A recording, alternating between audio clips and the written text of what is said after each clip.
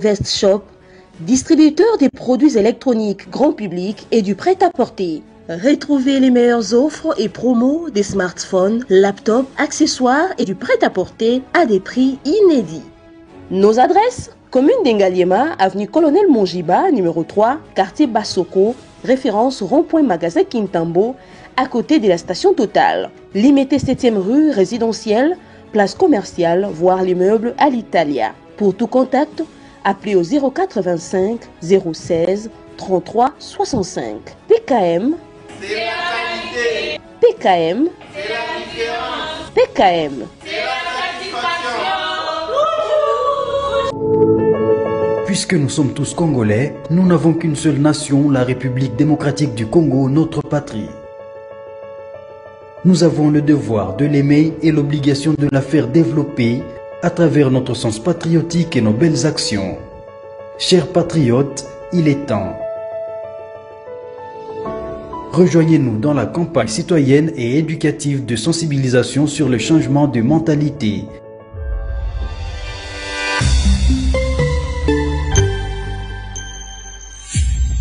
Zala, bon citoyen. Le Congo, c'est un grand pays. Le Congo mérite également les têtes bien faites pour élever les niveaux de ces pays et le développement du Congo. Chers Congolais, vous êtes en train de nous suivre partout dans le monde. Depuis l'Angola, vous étiez très nombreux à vouloir à ce que nous puissions une fois de plus vous servir. Nous sommes là, chers Congolais. Vous nous suivez depuis Qatar, depuis Bujumbura, du Sud, Taïwan, États-Unis, Canada, un peu partout, parce que nous sommes en direct sur notre chaîne YouTube au Centre TV et Delcas Télévision. J'ai dit bien, nous sommes en direct sur nos deux chaînes YouTube au Centre TV. Vous pouvez cliquer au Centre TV, prenez les liens, partagez. Vous êtes en train de nous suivre un peu partout. L'émission est en ligne parce que quand j'ai annoncé mon invité d'aujourd'hui, vous m'avez dit: Delphin, nous allons regarder parce que vous l'aimez beaucoup.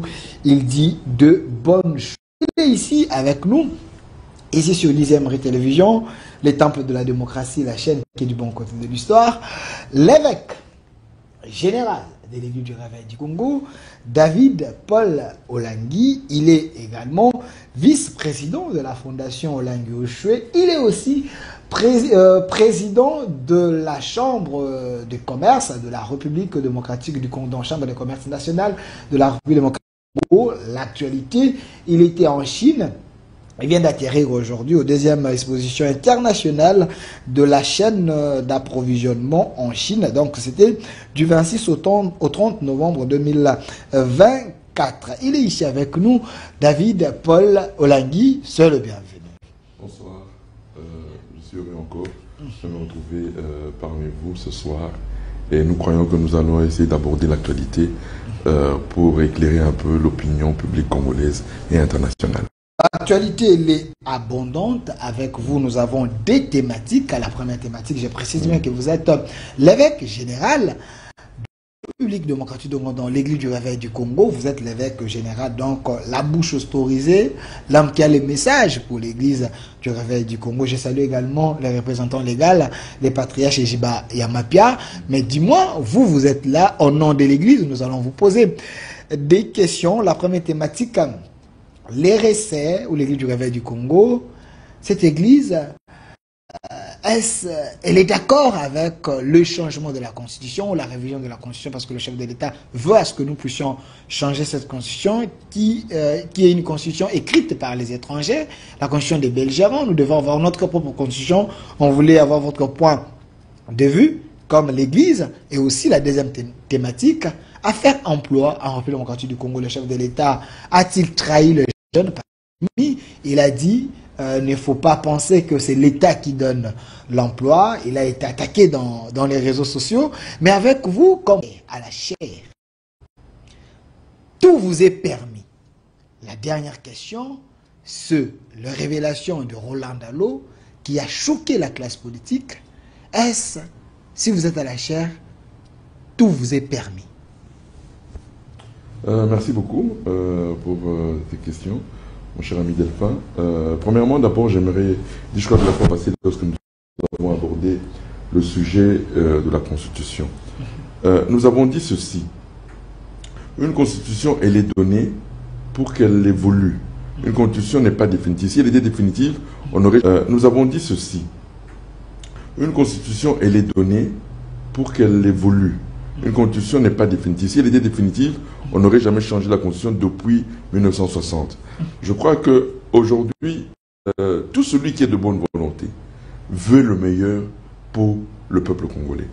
Et une bonne constitution, le Congo mérite une très bonne constitution. Alors, les acteurs politiques que nous avons aujourd'hui, notamment à la personne du chef de l'État, c'est son droit légal de pouvoir vouloir la révision de la constitution.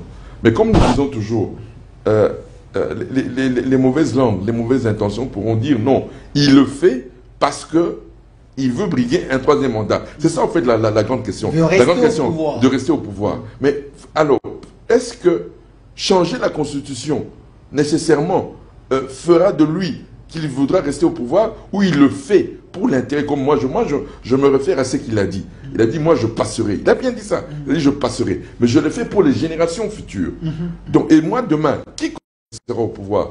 S'il veut améliorer une constitution, pourquoi ne l'empêcher? On ne peut pas les empêcher. Mais maintenant, nous, ce que nous ne voulons pas, c'est changer de constitution pour s'éterniser au pouvoir. Ça, non. Ça, nous disons non. Nous disons, mais aujourd'hui, nous avons aujourd'hui, et je le répète, dans cette constitution, des éléments qui nuisent à la RDC. Il y a plusieurs, je ne veux pas revenir sur plusieurs, notamment la fois passée, j'avais évoqué la loi Bakajika, que j'estime aujourd'hui qu'elle doit revenir. Hein, c'était une très bonne loi, et je crois que la constitution mérite qu'on puisse revoir ça uniquement. Moi, c'est mon point de vue. Alors pour moi, je me dis, changer la constitution pour améliorer cette constitution, il n'y a pas de problème pour cela. Mais maintenant, est-ce que vous voulez prêter des intentions aux gens? Non, on n'est pas là pour prêter des intentions, on est là pour le meilleur du Congolais. Le peuple, c'est qu'on ait une constitution, oui, qui va défendre les droits des Congolais. Mais la question qui pique les opposants, c'est que le président de la République, c'est un politique. Machiavel dit, quel que soit le moyen, il suffit que l'objectif soit atteint. Parce que tu sais qu'il ne respecte pas ses paroles. Tu sais que quand il promet, des fois il ne réalise pas. Quand il dit des choses, des fois il change de main. C'est ça la crainte des opposants en disant, oui, nous pouvons les suivre pour que nous puissions changer cette constitution. Parce que quand il a commencé déjà cette démarche, c'est Sanga et les autres, est-ce que le chef de l'État ne va pas les berner si eux les soutiennent? C'est ça que moi je veux bien dire ceci aujourd'hui. Il y a un sérieux problème aujourd'hui que nous constatons. Beaucoup de nos politiciens aujourd'hui, la majorité, sont en politique, non pas parce qu'ils ont une vision ou un idéal, mais beaucoup sont là pour leurs propres intérêts. Un positionnement.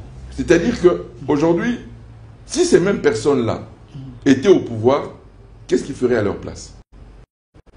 Donc, c'est pour dire aujourd'hui que moi, toute cette classe politique aujourd'hui, elle n'est pas crédible. Vous dites Elle n'est pas crédible. La classe politique n'est pas crédible. Surtout, je dis, elle n'est pas crédible. Les politiciens risquent de se fâcher. Non, je vous évite des problèmes. Non. Ce n'est pas que je dis, elle n'est plus crédible. Ce n'est même pas moi qui le dis. C'est un constat général. Aujourd'hui, dans le cas aujourd'hui de la RDC, ça sert à quoi que les politiques maillent entre eux? Vu aujourd'hui l'intérêt national de ce pays, tous, nous devions être autour du chef pour dire, bon voilà, nous apportons notre contribution pour que la RDC retrouve son dynamisme d'antan, retrouve son positionnement d'antan. Et nous nous mettons ensemble. Que de critiquer, que d'injurier, non. Le politique n'est pas là pour injurier, il est là pour proposer. Mais il ne peut pas les suivre aveuglément. Il y a déjà un problème au sein de l'Union Sacrée. Je suis journaliste. Oui. Certains partenaires de l'Union Sacrée pensent que le chef de l'État, il est en train d'aller en solo, il ne les a pas consultés avant de dire que nous voulons changer la Constitution. Les autres ne sont pas prononcés jusque-là. Est-ce que ce n'est pas... On a une vision à défendre. Et cette vision, on la met sur la table. Et lorsqu'on la met sur la table, quitte à vous maintenant d'accepter ou de refuser. Mais en réalité, un chef propose sa vision. Il montre sa vision. Il est déterminé. Il dit, moi je vais, voilà l'objectif. Et nous le suivons. Mais les faire à un cadre bien choisi avec les partenaires, parce que ces partenaires-là aussi, ils sont leaders dans leur coin. Est-ce que ce n'est pas minimiser les autres? Vous savez, on a toujours... Le Congolais a un sérieux problème. Vous savez, on peut être partenaire. Demain, on est partenaire, on fait un combat ensemble. Et demain, vous tous m'avez choisi pour être votre chef. En ce moment-là, maintenant, on est partenaire, mais je suis votre chef. C'est des choses différentes. C'est des choses différentes. Il faut qu'on comprenne cela. Un leader, quand une fois que vous m'avez mis, vous avez accepté que je sois votre leader, moi j'ai une vision, vous allez me suivre. Ça, ce n'est pas une imposition, parce que... Ce n'est pas une imposition. Parce que Bathilou Kouébo, je ne voulais pas citer le nom, mais c'est important pour les gens qui sont en train de nous regarder. Jusque-là, il y a 3 grands noms qui ne se sont pas encore prononcés. Vous avez Bathilou Kouébo, qui est président de la FDC, c'est un leader du côté Est. Il ne s'est pas prononcé. Vous avez Jean-Pierre Bemba, qui est du côté de l'Équateur, Grand Équateur, MLC, il ne s'est pas prononcé. Vous avez l'UNC de Vital Kamerhe. Vous voyez, ces grands noms-là, c'est des gens quand même qu'on ne peut pas balloter, conduire comme le mouton de Panurge. Vous comprenez quand même? Tout simplement, ce que je dis, ils ont accepté de se soumettre à un chef. S'ils n'avaient pas accepté, ils n'auraient pas choisi le président aujourd'hui. Donc, moi je me dis ceci. L'idée a été donnée de réviser la Constitution. Oui, amenez vos propositions. Ils vont amener leurs propositions. Voilà, alors sinon, ça ne veut pas dire qu'ils ne sont pas d'accord. Parce que jusque-là, ils n'ont rien dit contre cette révision. Ils n'ont pas parlé. Mais le fait qu'ils ne se sont pas ça crée déjà des problèmes dans les salons politiques. Non, mais les gens, parce que c'est on ne peut pas interpréter. Mbosso l'a fait, Sama l'a fait, l'UDPS oui, mais les 3 là, ils sont dans un silence des cimetières. C'est ce que nous disons. On ne peut pas leur prêter non plus des intentions mauvaises. Tout simplement, moi, ce que je me dis, le silence ne veut rien dire. Le silence, c'est aussi une réflexion. Donc, il n'y a rien, jusque-là, personne n'a dit qu'ils étaient contre la révision. Je n'ai entendu ni le président, le vice-premier ministre Jean-Pierre Bemba le dire, je n'ai entendu ni le Kamerhe ou le Tougenézé. Personne n'a contredit cette révision. Est-ce que ce n'est pas un malaise déjà du fait que ils sont en train de rien dire, du moment que les chefs en parlent un peu partout, non, les autres en parlent? Nécessairement. Oui. La réflexion, on n'exclut pas la réflexion des gens. Les gens sont libres de réfléchir. On n'est pas dans un pays dictatorial, non. On est des gens de la réflexion et le silence fait partie de la réflexion. Et les gens pensent qu'ils sont malins, ils sont en train de faire monter les enchères pour que les chefs les rassurent, pour qu'ils se lancent dans cette bataille. Je n'entrerai pas dans ce débat. Moi, tout simplement, ce que je dis, le silence est synonyme de réflexion. Donc moi, je me base sur ça et je me dis que nous donnerons leur point de vue, car ils seront obligés de le donner tôt ou tard. Donc ils le donneront. Il dit un groupe de gens qui pensent que certains collaborateurs du chef de l'État, ils ne sont pas sincères avec lui. Ils sont des imposteurs. Je dis ceci, vous savez, moi j'ai un principe. Lorsqu'on a une conviction, vous savez, on a eu dans ce pays beaucoup des hommes politiques qui n'ont pas eu de conviction. Okay. Quand tu n'as pas un homme de conviction, chaque fois qu'il y aura, on pourra te faire balloter là où tu veux et tu partiras là où tu as des intérêts qui t'intéressent à toi seul. Ce que moi je sais, que tout celui-là qui a cru à la vision du chef de l'État, qui a cru réellement qu'il était venu, d'abord moi en tant que serviteur de Dieu, parce que c'est Dieu qui l'a installé là pour un propos et pour le développement, pour la nouvelle vision de notre pays, nous restons fermes, on ne change pas d'un iota. Quel que soit ce qui se passe, les circonstances ne nous font pas changer, non. Et moi, c'est ça qu'on peut déplorer. Des collaborateurs qui, au fur et à mesure que nous avançons, maintenant ils sentent que non, ça peut-être un s'adapte au climat. Qui défendaient les intérêts de Dieu et les intérêts de l'Église. Je vous ai dit en 2006, nous avions demandé de voter pour le président Kabila. Pourquoi? Parce que c'était le premier président qui nous avait donné les documents, la personnalité juridique, non seulement à l'Église, mais à toutes les autres églises ou les ministères affiliés aux églises. Ce qui était une bonne chose pour l'Église. Oui, pour l'Église. Et nous avons recommandé que non, pour ça, pour cette bénédiction qu'il avait fait à l'Église, nous avons demandé qu'on vote pour lui. Donc, c'est là, et comme je dis aujourd'hui, nous avons un président qui a dédicacé la nation à notre Seigneur, qui a remis le pouvoir, son pouvoir entre les mains de Dieu. comment voulez-vous qu'on soit contre lui? On ne peut pas être contre lui. Donc nous restons fermes.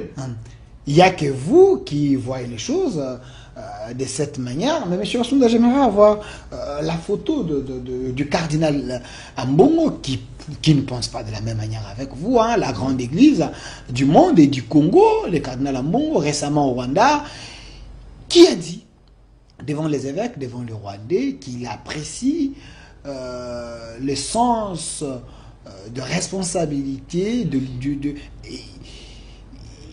le leadership du président Paul Kagame. Il apprécie son leadership.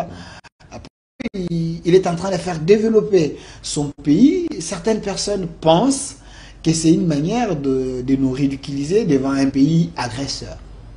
Non, vous savez, vous savez très bien, hein, nous sommes d'abord des serviteurs de Dieu. Vous comprenez? Un serviteur de Dieu n'a pas d'ennemi.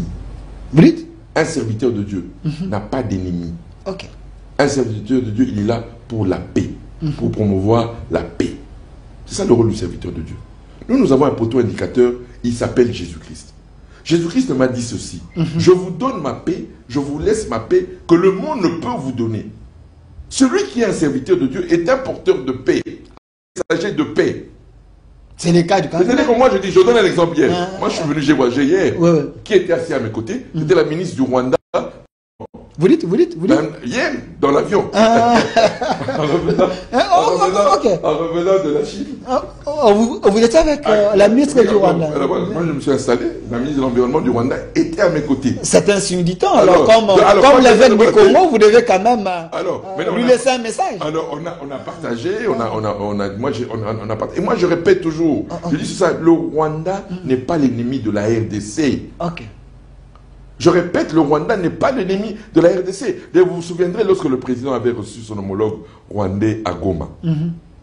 Les belles paroles. Le président, c'est un chrétien, c'est un croyant. Ah, on dit qu'il est naïf. Non, ce n'est pas qu'il on est en train de les berner. Non, écoutez. Il nous amène dans des contrats, dans les accords un peu compliqués. Écoutez-moi très bien. Aujourd'hui, le problème de l'Est ne se résoudra pas haine. Nous sommes des messagers. Et je vous rappelle, j'ai été invité à Kampala par le président Museveni. Lorsqu'il m'a invité, on parlait, c'était au sujet de qu'est-ce que l'Église pense de la paix dans les Grands Lacs. J'ai dit au président Museveni, c'était devant tout le monde, pendant la conférence, j'ai dit, vous voulez la paix à l'Est, vous voulez la paix à Kinshasa, vous voulez la paix à Kigali, vous voulez la paix à Bujumbura, vous voulez la paix à Kampala.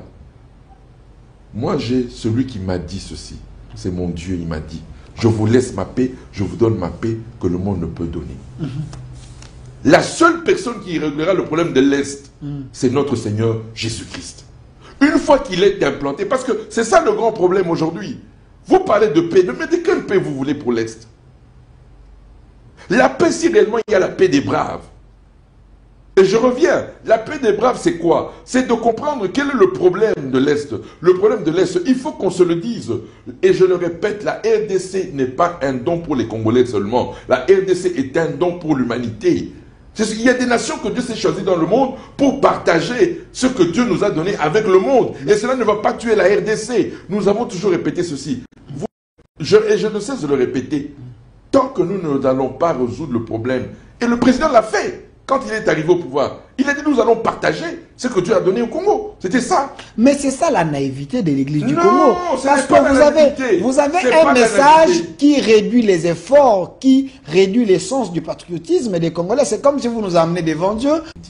Parce qu'elle touchera le cœur. Vous savez, la paix qui vient de Dieu enlève la haine, enlève l'envie. Pourquoi il y a des envies? Pourquoi on nous envie? Parce que les gens n'ont pas Jésus-Christ. Moi, si non, c'est parce que nous avons les matières premières. Mais tu sais que je dis non. Mais une fois... La laïcité n'est pas peut-être au Rwanda. Il ne faut pas imposer les gens la laïcité. Nous sommes dans un monde où nous acceptons tout le monde. Évêque. Je répète ceci. Tant que le cœur de l'homme ne sera pas transformé par Jésus-Christ, nous serons toujours envahis. Tant que nos voisins là, Christ ne touchera pas leur cœur, ils nous enverront toujours et ils nous feront toujours les guerres. C'est ce que j'ai dit. La laïcité. Donc, alors c'est là où maintenant nous croyons. La laïcité est partout. Nous sommes aussi un pays laïque. Oui, il ne faut pas imposer le christianisme un peu partout. Les musulmans, les gens voient les choses autrement. Nous n'imposons pas. D'ailleurs, nous ne le faisons pas par imposition. nous nous annonçons et l'Esprit fait le reste. Nous, on n'a jamais imposé. Mais là, nous déclarons, nous parlons, nous prêchons, nous enseignons. Et le Saint-Esprit fait le reste. Vos déclarations n'apportent rien. Non, ça c'est ce que vous dites. Vous étiez au stade des martyrs avec les autres, vous avez prié plusieurs fois. Récemment, je vous ai vu là-bas à l'Est. Mais le temps. Là-bas à l'Est.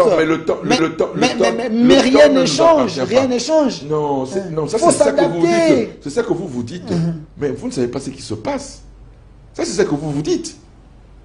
Oh, moi je ne cesse de le dire et je le répète encore ce soir sur ton plateau. Le Seigneur est à l'œuvre dans ce pays. Et vous allez le voir bientôt. Cette guerre, c'est pour la gloire de Dieu. Cette guerre, c'est Dieu qui la mettra fin.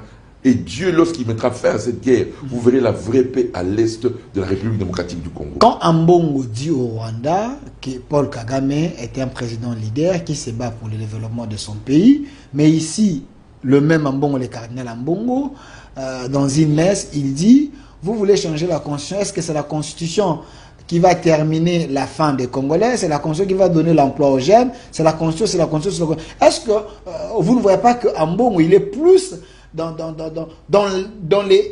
la réalité que vous, les pasteurs de Binzamizambi, vous êtes dans les superficiels. D'abord, je ne mélange rien. Comme je vous ai dit, moi je crois que bientôt nous aurons la paix à l'Est. Dieu va l'imposer, il va l'imposer aux hommes. Et je le crois, c'est ma conviction et personne ne pourra me la changer. De deux, je répète ceci. La Constitution, ce n'est pas d'abord pour le problème du ventre du Congolais. La Constitution d'abord, c'est pour mettre des garanties, des garde-fous pour que le Congolais soit d'abord en sécurité dans son propre pays par rapport à sa Constitution. Maintenant, je reviens maintenant à ce problème-là où on dit, voilà, les jeunes n'ont pas du travail, les jeunes... Effectivement, nous disons ceci. L'État, et j'appuie le chef de l'État, ce n'est pas le gouvernement qui crée de la richesse. Ça, c'est la deuxième thématique, s'il vous plaît. Il ne faut pas aller trop... Non, parce que tu as parlé de ça. Mais c'est juste les propos d'amour, parce qu'on va parler, c'est toute une thématique. Donc, là, c'est qu'est-ce que... En tant que... évêque... Il y a d'autres préalables qu'Ambongo a soulevés. En tant qu'évêque, c'est normal qu'en tant qu'évêque, ils disent que les choses ne vont pas. C'est exactement ce que l'apôtre Dalo a dit. Donc, c'est-à-dire que nous, en tant que serviteurs de Dieu, nous devons dire ce qui ne va pas dans le pays. Si on ne le dit pas, qui le dira? Est-ce que tout vous est permis, devant la chair, de s'adresser au chef de l'État, aux autorités, parce que, entre guillemets, vous êtes les serviteurs, vous pensez que vous êtes les électrons libres? Ce n'est pas question qu'on ait des électrons libres. Nous avons des masses derrière nous, qui nous suivent. Si nous, on n'est pas clair avec ces enfants que Dieu nous a donnés, avec qui nous serons clairs? Avec qui nous serons clairs? Je répète ceci. Nous, on a deux objectifs lorsqu'on... Premier objectif, des serviteurs de Dieu. Premier objectif, c'est de ne jamais renier les réalités de ce que nous vivons. Mais on ne s'arrête pas là. C'est là où moi, par exemple, je ne serais pas d'accord avec l'apôtre Dalo. Oui, il a raison sur le diagnostic. Ça, tout serviteur de Dieu qui ne veut pas reconnaître ce diagnostic est un faux serviteur de Dieu. Le diagnostic, il est là. Il y a la corruption, effectivement. Il y a aujourd'hui, vous dans tout ce qu'on nous donne, les marchés publics, il y a des gens qui viennent même au nom du chef de l'État, au nom de la première dame, pour avoir des marchés. Vrai, ça. Et pourtant, le président n'est même pas au courant de ces choses, ni la première dame. Mais on vient, on utilise leur nom. Et on impose, et on impose au DG de la DGMPC ou au DG de la RMP, on leur impose, non, c'est le président qui est derrière ce dossier. Vous devez donner le marché à tel, à tel, à tel. Oui, ce sont des choses, des pratiques qui, en tant que président de la Chambre du commerce national, je reçois des plaintes de beaucoup des opérateurs économiques. C'est la vérité. Mais maintenant, est-ce que nous, on s'arrête là? C'est là, maintenant, là, je dis, je ne suis pas d'accord. En tant que serviteur de Dieu, nous amenons l'espérance en Jésus-Christ. Jésus-Christ m'a dit, celui qui mettra sa confiance en lui ne sera jamais confus. Donc, moi, je n'ai pas honte d'être congolais. Ça, je ne le dirai pas. Bon, parce que, pourquoi? Face aux antivaleurs, non, je n'ai pas honte d'être congolais. Face aux antivaleurs, il a honte d'être même congolais. Non, si j'ai honte, donc je n'ai aucune solution à donner. Donc, j'arrête de prêcher. Parce que mon Seigneur m'a dit, effectivement, là où régnait le péché, là où régnaient les ténèbres, c'est là où Jésus-Christ est venu changer les vies. Comment? Le Congolais changera, le Congo changera, parce que nous avons fondé la foi en Jésus-Christ. Mais cela pour autant, est-ce que cela va nous empêcher de reconnaître ce qui ne va pas? Non, nous reconnaissons ce qui ne va pas, et nous disons, voilà, nous nous appuyons sur Jésus-Christ pour le changement de la mentalité. J'ai dit, écoutez-moi très bien, nous avons connu des pays qui ont été pires que la RDC. L'Amérique, nous parlons de l'Amérique. L'Amérique a été pire. Ce que l'Amérique a connu comme ténèbres, ce que l'Amérique a connu comme désordre, ce que l'Amérique a connu comme calvaire, le Congo n'a pas encore connu ça. Mais regardez ce que Dieu a été capable de faire avec une nation grâce aux leaders spirituels qui ont su amener la foi véritable pour le changement du cœur des Américains. C'est ce que nous devons aujourd'hui. Lui ou lui, moi c'est ce que je dis, moi je ne plains pas aujourd'hui, si ces gens-là continuent aujourd'hui, c'est parce que nous n'avons pas le message qui touche le cœur des Congolais. En quelque sorte, vous dites que Roland Dalo n'a pas un message pour transformer ces gens. Je dis ceci. Parce qu'il a dit, lui, il a honte même d'être congolais. Non, on n'a pas. Mais moi, il prêche tous ces gens dans son église. Moi, je il y a dis plusieurs tout autorités simplement. là-bas, les autorités qui ne changent pas. Ceci. Donc lui n'a pas le message. Je dis ceci. Mais nous avons le message, il a le message de la transformation. Si on n'avait pas ça, quels sont les témoignages que nous recevons tous les dimanches dans nos églises? Mais il dit les gens ne changent pas. Non, mais il a dit que les gens ne changent pas. Les gens ne changent pas. Votre Dieu est devenu impuissant alors. Pourquoi? Parce que le message du Christ qui devait se centrer sur la vie, nous avons hérité d'une vie qui s'appelle Jésus-Christ. On n'a pas hérité une doctrine, on n'a pas hérité des dogmes, on a hérité une vie. Mais c'est lorsque nous présentons cette vie que les gens changent. Souviens-toi dans les années 80. Dans les années 80, les voleurs n'avaient pas honte de venir dire que moi j'étais voleur au bureau, mais j'ai rencontré Jésus-Christ, il m'a transformé. Voilà les témoignages que nous avions dans les années 80. Pourquoi les églises de Mizamizambi ont connu la gloire, ont connu le succès? Parce que nous avons amené un message par la mort et la résurrection de Jésus-Christ qui a changé les âmes des gens. C'était ça les témoignages des années 80. Et les années 80, ce n'était pas que Dieu m'a béni, naqué poteau, oh Dieu m'a béni, j'ai eu des voitures. Les témoignages des années 80, c'était la transformation de l'homme intérieur. Et nous avons eu de l'impact social. Si, je répète, l'église du réveil, pourquoi l'église du réveil a eu de l'impact? Parce que nous avons touché l'âme. Mais non seulement les gens qui volaient, reconnaissaient qu'ils volaient. Et surtout, souvenez-vous, de la Deuxième République, les gens volaient autant. Mais quand on a commencé à prêcher l'évangile pur, les gens ont été transformés. Alors, et les gens n'avaient pas honte. Les gens même préféraient, même dire, je dirais la vérité, même si on doit m'enlever du travail. Mais je dirais la vérité de ce que je faisais. Avec David Pololang, vous devez quand même avoir honte, s'il vous plaît. Voilà pourquoi je le répète, je le répète et je le dis. Le problème de la RDC, il n'est ni politique ni économique, c'est l'Église qui est à la base du problème. Nous ne prêchons plus le message évangélique qui transforme les hommes. Donc le problème, ce n'est pas Jésus, parce que dans la Bible, dans les livres d'Hébreux, on dit il est le même hier, aujourd'hui, éternellement. Oui. C'est Jésus-là, il n'a pas changé. Donc c'est vous les hommes de Dieu. C'est nous. C'est nous. Vous avez abandonné Jésus. Oui, pour un message faux, un message qui touche l'homme extérieur, où on prêche. Quel est le message qui règne aujourd'hui? Mais c'est le même message qu'on a prêché, qu'on a condamné l'Église catholique auparavant. Pourquoi moi je ne suis pas dur avec l'Église catholique? Parce que nous recommençons les mêmes bêtises dont nous avons pointé du doigt l'Église catholique. On a dit l'Église catholique, vous souviendrez-vous des indulgences à l'époque, où pour que Dieu fasse dans la vie des hommes et des femmes, il fallait qu'on paye ce qu'on appelait les indulgences. Pour que Dieu vous pardonne, pour que Dieu fasse ceci, il fallait amener de l'argent. L'Église catholique l'a prêché. L'Église catholique l'a enseigné.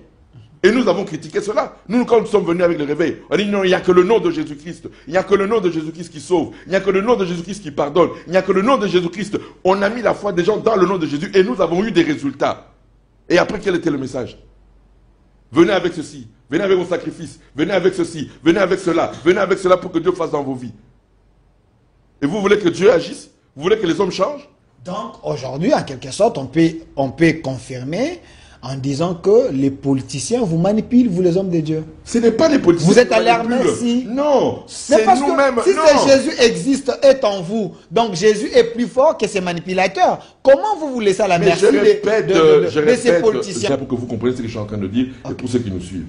Nous sommes en 1904, à ce qu'on a appelé le réveil du pays de Galles. Le pays de Galles, nous sommes au Royaume-Uni. Et c'était un des pays les plus alcooliques du monde entier. Les plus alcooliques du monde entier. Un pays où la bière était réellement le fondement de la foi de ces gens-là. Un pays désordonné, uniquement à cause de l'alcool. Et il y a un homme qui s'est levé, qui a dit, Seigneur, si tu es le même hier, aujourd'hui, éternellement, tu dois changer cette histoire de ce pays. On n'a pas eu besoin d'aller voter de loi au Parlement pour que les habitants du pays de Galles abandonnent l'alcool. On n'a pas eu besoin du fouet. L'Amérique a voulu arrêter l'alcool avec la prohibition. Ils ont voulu arrêter l'alcool. Mais ça a été un échec total. Parce que la loi n'a pas changé le cœur de l'homme. Mais la foi en Jésus-Christ change, véritable, change. Et ce monsieur s'est mis à prier. Et il a amené ce qu'on appelait le réveil du pays de Galles. Allez poser la question même à ceux qui ont vécu à cette époque-là. Les bars ont fermé. Les gens ne buvaient plus d'alcool, pas parce qu'on a concocté des lois, vous n'allez pas boire de l'alcool, ou parce qu'on a menacé les gens. Mais par la puissance du Saint-Esprit, les gens ont abandonné de boire de l'alcool. Donc c'est pour dire que nous avons la puissance. Le Congolais va être changé par le message évangélique. Et moi, c'est ça la grâce à laquelle je crois, que le Congo serait un pays des hommes intègres. Alors, voilà pourquoi je n'ai pas honte de ça, parce que là où il a dit, si à moins que Jésus soit un menteur, là où le péché a abondé, la grâce a surabondé. C'est-à-dire que là où le péché a abondé, la justice de Dieu va surabonder. Et le Congo est un des pays choisis par Dieu pour manifester sa justice. Et il le fait. Avec David Pololangi, je précise ici que l'émission est en direct sur notre chaîne YouTube, au Centre TV. Prenez les liens, partagez et laissez vos commentaires. Oui, et puis je répète ici, un serviteur de Dieu, lorsqu'il constate, il doit apporter la solution. Voilà pourquoi moi je ne suis pas quelqu'un qui va dire, je ne m'éternise pas sur le diagnostic. Je donne le diagnostic. Ce n'est pas dans ce pays, mais j'ai la solution. Jésus-Christ est venu pour changer l'histoire des nations. Alors, une question qui dérange plus d'un, je vous la pose comme évêque général de l'Église du Réveil du Congo, un grand responsable, David Pololangi, le nom Langi, c'est un trait.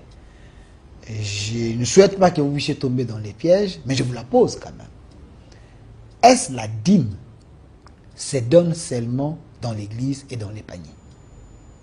Je répète ceci. La dîme, c'est le 1/10 de ce que les gens reçoivent dans leur travail, pour ceux qui reconnaissent que c'est Dieu qui leur a donné ce travail. Je répète. Okay.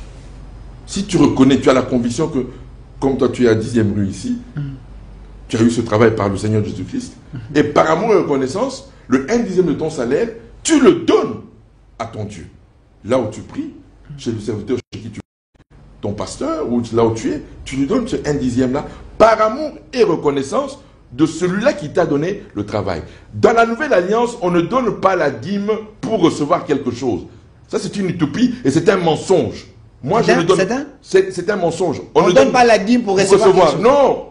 Donner, il vous sera donné ça, non. Non. Mais c'est Dieu qui nous a donné en premier. C'est Dieu qui t'a donné ce travail. Voilà pourquoi, par amour et reconnaissance, tu lui donnes ton 1/10. Parce que c'est lui qui t'a donné ton travail. Si tu n'avais pas donné ton travail, comment est-ce que tu allais lui donner le 1/10? C'est lui qui t'a donné le travail en premier. Voilà pourquoi, par amour et reconnaissance, maintenant, tu lui redonnes le 1/10. Je répète, les gens aiment bien Malachie 3. Moi, je ne prêche pas Malachie 3. Vous dites? Malachie 3, je ne prêche pas. Parce que ce n'est pas la dîme de la foi. Ça, c'est la dîme de la loi. Apportez à la maison de l'Éternel vos dîmes offrandes. Voilà. Ça, c'est la dîme de la loi. Qui est venue après la dîme de la foi. La dîme de la foi est apparue avant la dîme de la loi. Et la dîme de la foi qu'il a instaurée, c'est Abraham. Abraham n'avait jamais donné à Dieu sa dîme pour recevoir. Non. Il est allé au combat, il a gagné, il est revenu avec un butin. Et c'est en cours de route qu'il rencontre Melchisedec. Qui est Melchisedec? Il n'a ni père, ni mère, on ne le connaît pas. Mais tout ce qu'on sait, il est le prince de paix, le prince de justice. Mais c'était Jésus-Christ, alléluia. C'était lui, maintenant, à qui il remet sa dîme. C'était pas dans l'église. C'était pas dans l'église, mais encore dans les temples. Mais c'est ça que je dis, non. C'est un serviteur. Il représente Dieu. Melchisedec, c'est Dieu lui-même. Il lui donne, il remet son et c'était pour qu'il gagne la guerre. Non, il avait déjà gagné la guerre. Dieu l'avait déjà béni. Il n'avait rien donné à Dieu pour avoir le butin. Donc, la dîme de la foi, c'est par amour et reconnaissance qu'on donne à Dieu pour la bénédiction qu'il nous a donnée de ce travail. Voilà pourquoi nous lui redonnons ce 1/10. Mais on ne lui donne pas pour recevoir. Non. La question ici, le chef de l'État a amené l'enveloppe, il est dans les paniers. La question directe, il ne faut pas aller suivre la dîme dans la maison des gens. Il faut qu'on amène ça dans l'église. C'est ça que je face dis, non? aux chrétiens. C'est ça que je face dis, non? aux chrétiens, aux pasteurs. Vous êtes un enseignant, aux pasteurs. Vous êtes un enseignant de la parole. Aidez-nous, soyez plus clairs avec nous. Je reviens d'abord à ceci. Mon roi m'a dit ceci. Ok.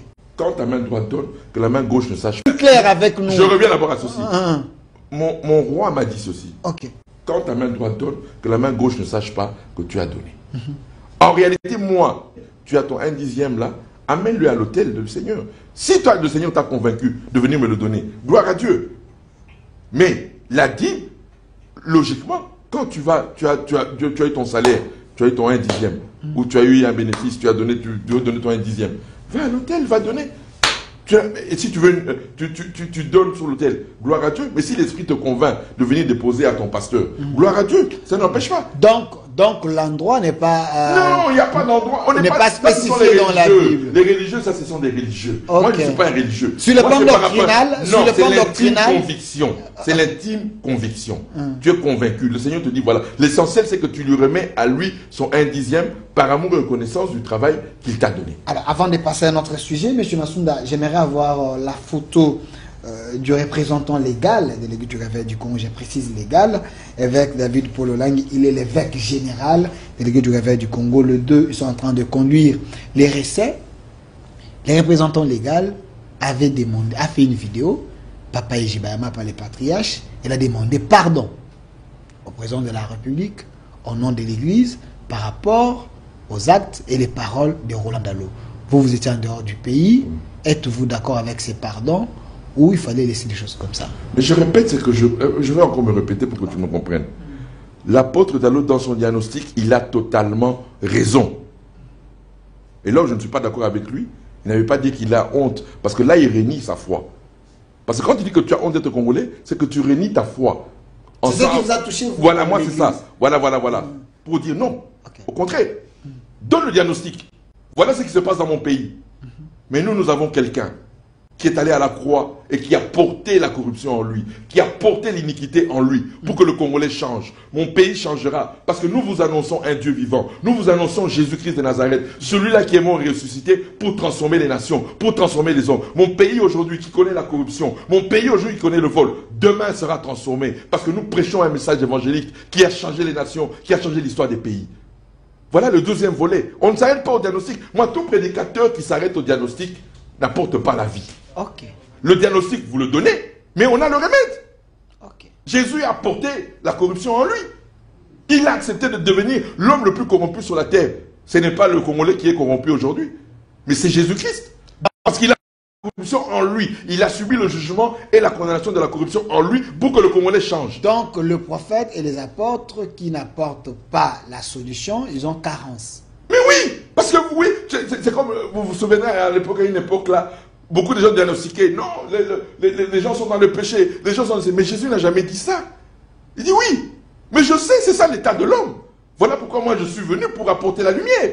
Donc il ne faut pas limiter Dieu. Non, il ne faut pas limiter seulement au diagnostic. Okay. Le diagnostic c'est bien, il faut le donner. Parce que c'est sur la base du diagnostic que nous apportons la lumière. Mais la lumière, ça ne veut pas dire qu'il faut... Quand tu critiques celui qui est corrompu, tu ne donnes pas la lumière. Au contraire, quand tu dis, voilà, le Congolais aujourd'hui, il est corrompu. Il y a la corruption, il y a le vol. Mais nous vous amenons à un évangile de transformation. C'est là le problème. Aujourd'hui, là, nous n'avons pas voulu donner la solution que Dieu a donnée. La seule solution que Dieu a donnée contre le péché, il a voulu que son Fils unique porte l'iniquité des hommes dans sa chair, qu'ils subissent le jugement et la condamnation pour que les hommes soient libérés. Si nous voulons un Congo nouveau, si nous voulons un Congolais nouveau, il faut prêcher l'évangile de l'identification du péché à Christ. Christ s'est identifié au péché des hommes pour que les hommes changent. Et ma nation changera. Le Congo sera un pays sans péché. Le Congo sera un pays sans adultère. Le Congo sera un pays sans corruption. Parce que nous prêchons l'évangile de la vérité. Cela arrivera. Et nous le vivrons pour la gloire de notre Seigneur. Merci, évêque général de l'Église du Réveil du Congo, David Paul Olangi, l'homme qui a les sons de Maman Olangi et Papa Olangi, prédicateur de la parole. Alors, j'aimerais que nous puissions prendre la deuxième thématique, l'emploi. Le président de la République, Félix-Antoine Tshisekedi, a-t-il trahi les jeunes? Parce qu'il y a certaines personnes qui pensent que le chef de l'État, en disant que l'État ne donne pas l'emploi, ne peut pas donner tout le jeune l'emploi, c'est une trahison. Lui, le chef de l'État, il ne pouvait pas dire ça. Mais avant cela, le président David Paul Olangi, je précise qu'il est président de la Chambre de commerce nationale de la République démocratique du Congo, il était en Chine. J'aimerais que nous puissions prendre la vidéo. Il était en Chine, que nous puissions l'écouter d'abord. Après, nous allons revenir sur ces plateaux pour parler de cette deuxième thématique.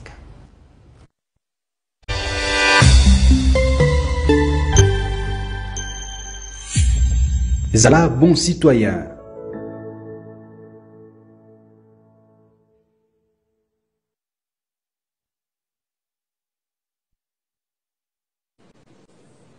Today in this beautiful setting or the China International Exhibition Center, that the Council for the Promoting of International Trade of us to express ourselves award like first to all thanks the Chinese president and the Congolese president, the Félix Antoine Tshisekedi Chilombo, my president, for the determination for to consolidate the pragmatic cooperation with Africa in general and with the DRC Congo in particular.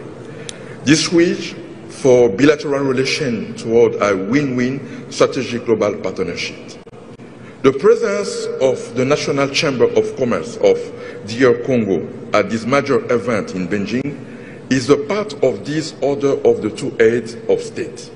This our during FOCAC 2024, we accept which hesitation the invitation of the president of CCPIT, Mr. Ren Ogbin, and the Vice President Mali for the CSCs to participate in the second international supply chain exhibition in China. The National Chamber of Commerce of DSA focus of two great sectors in our country and in Africa, the green agriculture and the green energy, which at 80 million arable land and 100,000 megawatts of energy potential, the DR Congo, the DRC rank is a world leader. The inter-sectoral document, Green for the Green Agriculture or our government, represents a reference and the orientation instrument for the agricultural sector. The overall objective of this new agriculture policy, driven by our president of Félix Antoine Tshisekedi, is to contribute to the growth of the national economy and the sensitivity ensure the sovereignty and the food and nutritional security of the population.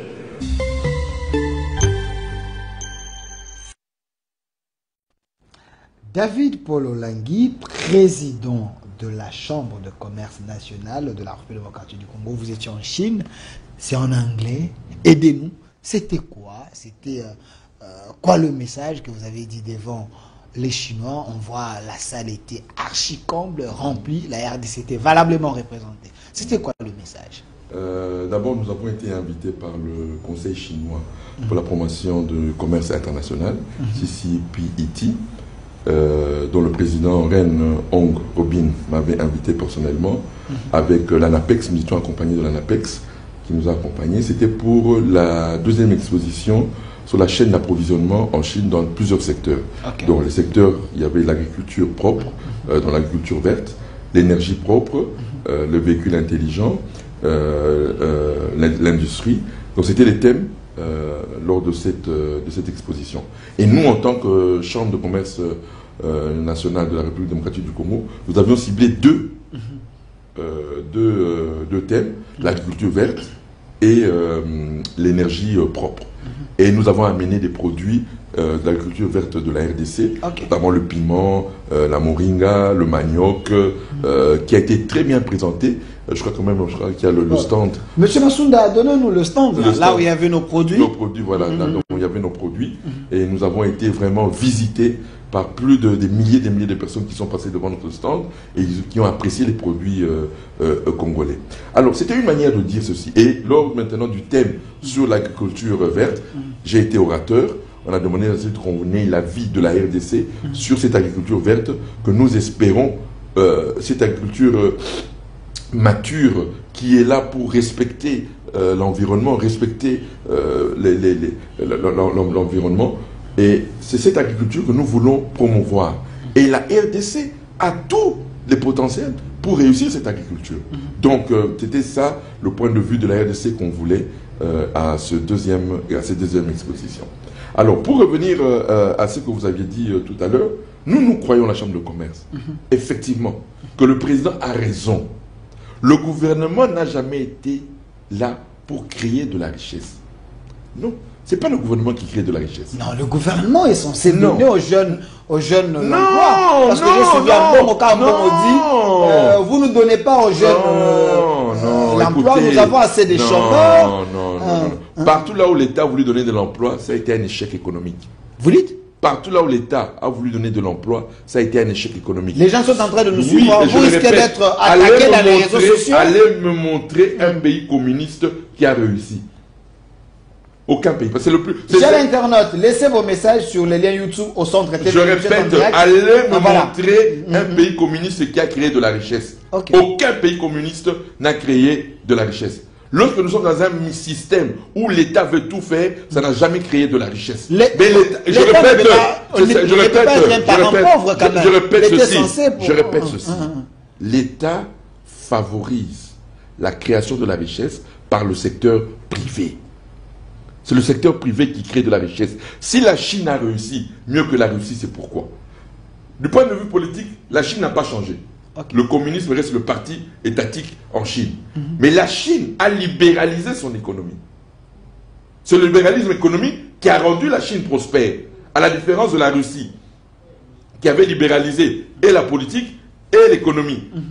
De manière en désordre. Voilà pourquoi la Russie s'est appauvrie par rapport à la Chine. La Chine a gardé le système dirigiste communiste, mais du point de vue économique, elle a libéralisé son économie. Et c'est ça qui a créé de la richesse, que nous avons le dynamisme que nous avons aujourd'hui en Chine. Donc, je reviens à dire ceci. Je répète, il n'y a qu'une seule économie que Dieu a donnée à l'homme. C'est l'agriculture. Lorsqu'il a créé Adam, il a placé à Éden, il lui a dit, tu cultiveras la terre. Voilà l'économie de base que Dieu a donnée à l'homme. Voilà pourquoi aucune nation ne peut prospérer sans l'agriculture comme base de son économie. Aucune. Aucune. Non. Tout. Dans un pays comme la RDC, avec les minerais, avec les minerais, non, mais parce que ce n'est pas dans le plan de Dieu. C'est ça que le monde consomme. Non, mais ce n'est pas ça. On nous tue à cause de ça, et non par rapport à l'agriculture. Voilà pourquoi les mines ne donneront jamais la création de la richesse pour tous les Congolais.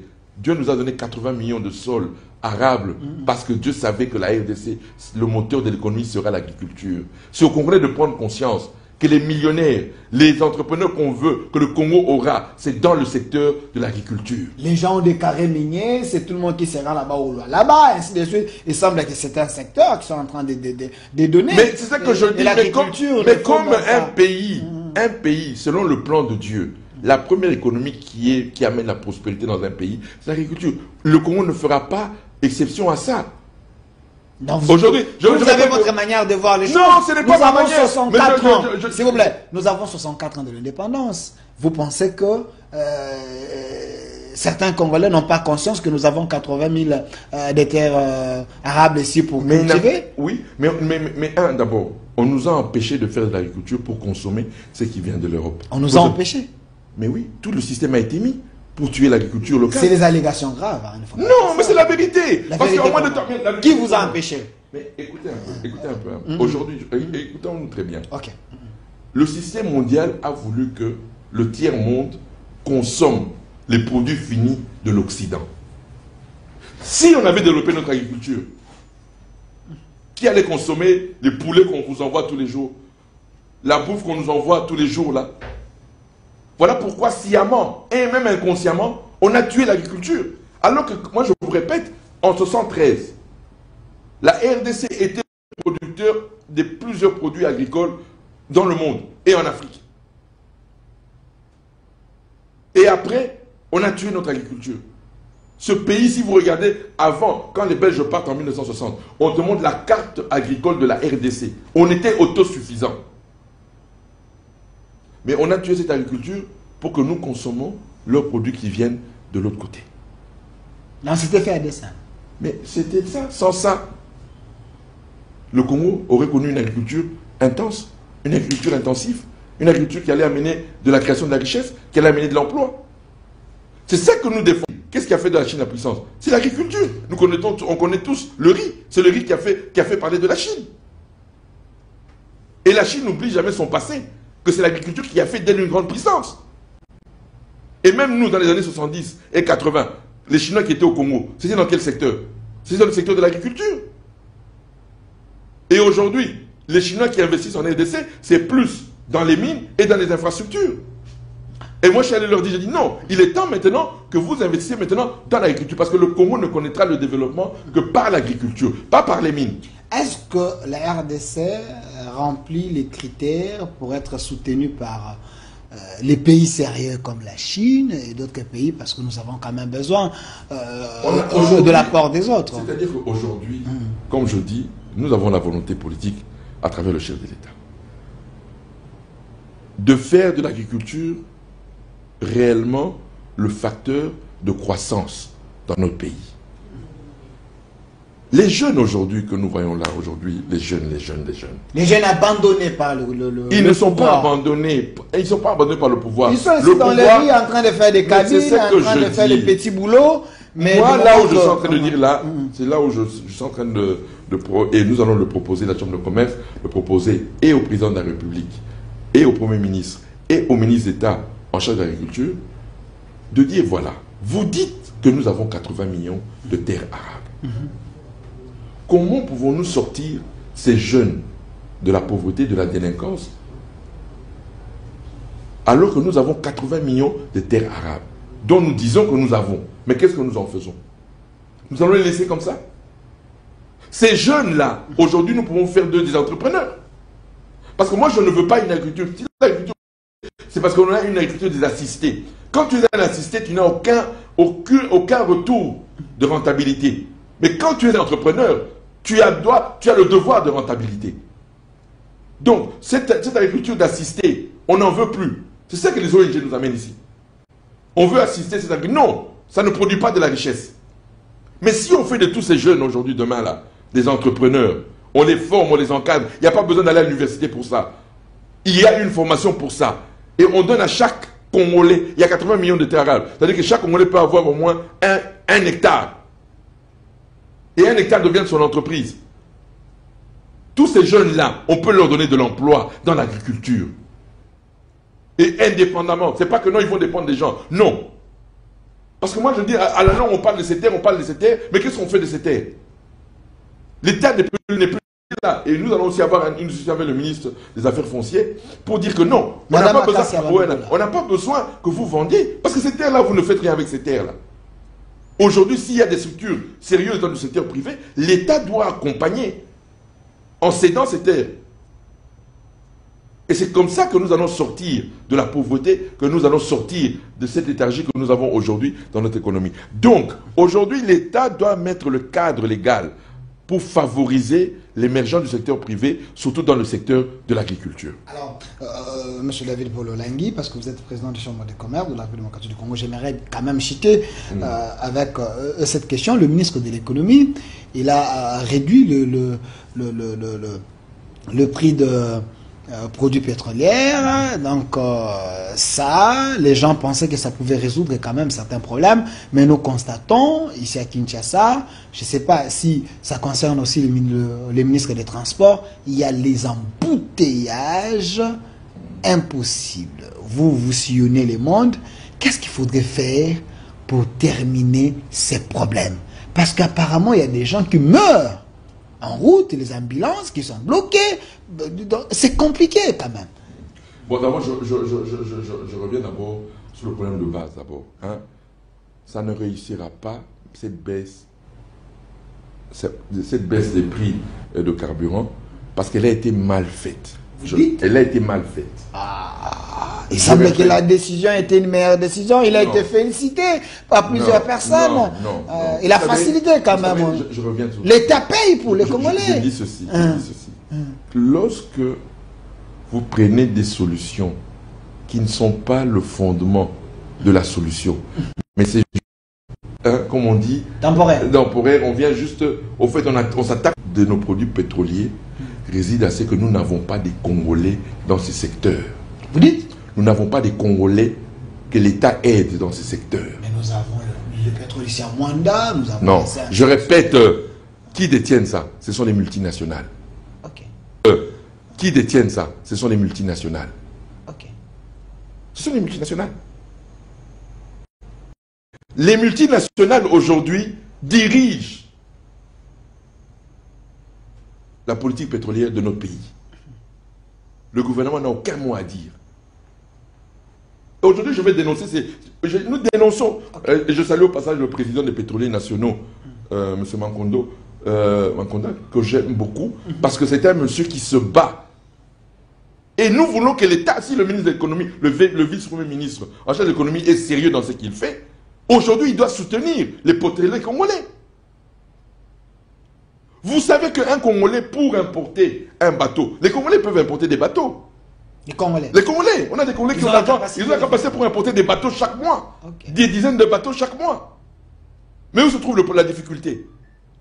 Non seulement le transport du port, soit de Matadi, soit du port de Banana vers Kinshasa, et le stockage aussi, où ils sont détenus par les multinationales. Congo CEP, que nous disons Congo CEP, soit disons que ça appartient à l'État congolais à 36%. Mais l'État congolais... CEP Congo. Oui, CEP Congo, oui. Mais l'État congolais n'a aucun mot à dire à CEP Congo. Aucun mot. C'est Total, c'est Engen qui dirige CEP Congo. C'est des révélations quand même. Je dis aujourd'hui parce que maintenant nous ne pouvons plus accepter de tolérer ça. Quand je vois dans les stations aujourd'hui, Total fermer ses stations sciemment. C'est ça le vrai problème. Le vrai problème, ce n'est pas que l'État va payer, et l'État n'a même pas la possibilité, n'a même pas la capacité de payer ça. Mais j'ai suivi le professeur Moukoko Samba qui dit l'État a disponibilisé une enveloppe pour le manque à gagner de ce... Ils sont en retard, mais ça a toujours existé. Depuis Mobutu, on a toujours payé le manque à gagner. Ça a toujours existé. Mais ce n'est pas ça la solution. Dans cette solution, elle est cosmétique. C'est une solution au fait temporaire où on nous fait miroiter. Moi, mon problème aujourd'hui, c'est de s'asseoir et de discuter avec ces multinationales. Moi, je vais dire des choses aujourd'hui pour que les Congolais comprennent. Ok.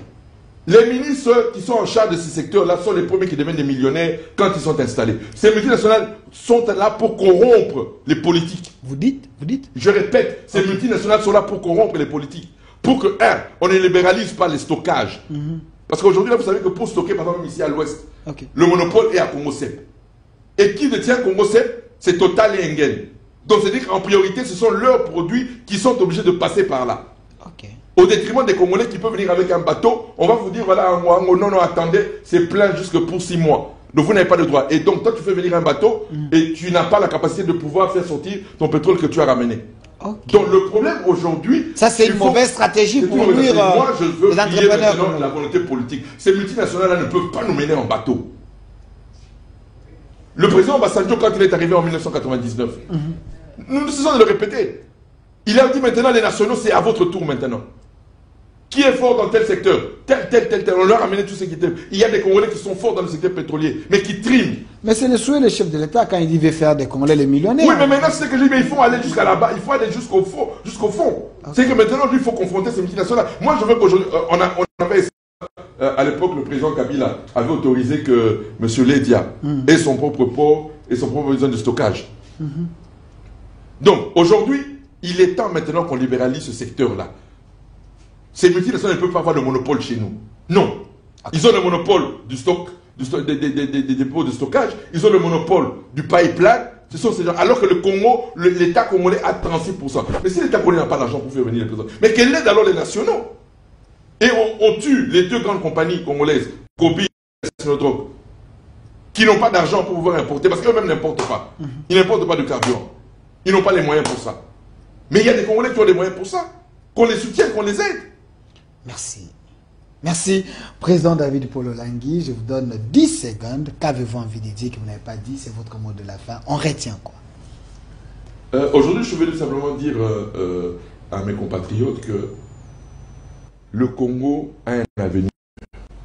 C'est à nous, les Congolais, de nous prendre nous-mêmes en charge. N'attendez pas que l'État vienne vous prendre en charge. L'État n'a jamais créé de la richesse. C'est le secteur privé qui a toujours créé de la richesse. Partout là où il y a eu le libéralisme, il y a eu de la richesse. Si la Chine aujourd'hui a réussi, c'est parce qu'il a libéralisé son économie. Voilà pourquoi moi je veux que le Congolais comprenne que c'est dans le secteur privé qu'il créera de la richesse. Ce n'est pas en entendant tout du gouvernement. Le gouvernement ne fera pas tout. Et il n'a pas la possibilité de faire tout. Mais il a les moyens de favoriser l'émergence d'une nouvelle classe moyenne en permettant que tous ceux qui sont acteurs du secteur privé aient des facilités, que l'État ne nous étouffe pas. Nous avons besoin aujourd'hui des facilités, que l'État favorise l'émergence du secteur privé. Merci. Voilà le message de la fin. pour lesquels je suis venu vous dire aujourd'hui en tant que président de la Chambre nationale du commerce de la Chambre nationale de la RDC, en disant que venez adhérer à notre Chambre. Nous avons un idéal, surtout dans le secteur de l'agriculture, où nous voulons récupérer tout celui qui est dans ce secteur pour lui dire que tu peux devenir riche dans ce que tu fais. Merci, Président David Paul Olangui. Je précise que vous êtes évêque général délégué du Réveil du Congo dans RSL. Vous êtes aussi président de la Chambre de commerce nationale de la République démocratique du Congo, aussi vice-président de la Fondation Olangui Oshwe. Merci d'avoir répondu à notre invitation. Merci également à vous, chers Congolais. Vous êtes en train de suivre un peu partout dans le monde, Angola, Brazzaville, en Europe, aux États-Unis, en Chine. L'émission est déjà en direct sur votre chaîne YouTube, au Centre TV ou Delcas Télévision. Prenez cette émission, partagez, laissez vos commentaires. La première partie de l'émission, on a parlé de l'Église du Réveil qui soutient les changements de la Constitution. L'évêque a placé un mot, il a également éclairé sur les propos du cardinal Ambongo, Roland Dalo et tant d'autres. Deuxième thématique, emploi. Félix Tshisekedi a-t-il trahi la confiance des jeunes? Il a aussi répondu. Alors, vos commentaires sur notre chaîne YouTube au Centre TV. Merci à l'équipe qui m'a accompagné, M. Massounda, les réalisateurs attitrés de cette émission. Merci à vous et à M. Jimmy, côté régie finale, côté YouTube, Rachidi qui était là. Je vous aime beaucoup. N'ayez pas peur, ce plateau, c'est votre plateau. Le numéro qui est là, contactez-nous.